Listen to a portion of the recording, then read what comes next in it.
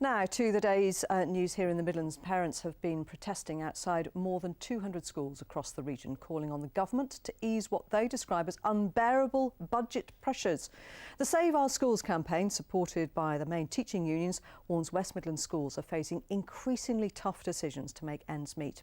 By their maths, the region stands to lose £155 million in real terms by 2020, a figure the government disputes. Sarah Bishop reports. Save our schools! Led by 7-year-old Finley, the Save Our Schools campaign in Birmingham. It says that £49 million worth of cuts are coming to city schools. My main concern is getting rid of the teaching assistants. What I'm also hearing is regards to school meals and hearing about school going down to like 4 days and a half. Some schools in the city are said to be so cash-strapped they're sending out begging letters to parents. One local school not far from here, they've had to ask for £1 a week.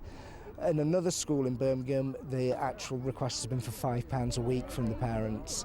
And this is, a terrible situation, really. But while parents here are insisting our schools are in dire straits, the government today has released a statement insisting that their figures are thoroughly misleading. It says that local authorities' spending on schools won't be cut over the next 2 years, but will actually increase, and that by 2020, the spend on Britain's schools will be a record £43.5 billion. But parents and staff insist that despite the investment, rising costs mean that many schools are in deficit. Right, OK. Michelle Sheehy is head at 2 primary schools in Walsall. She says she's having to find savings of around £100,000 for each of them in the next 2 years. There are going to have to be cuts. There are going to have to be more cuts, staff cuts. And the implications are bigger class sizes. The implications are special needs children not getting the help that they need. National insurance, pensions and the apprenticeship levy have all added to the pressure, she says, but goodwill is high too. This teaching assistant comes in every morning unpaid to help the children with their reading. The final word, though, from Finley.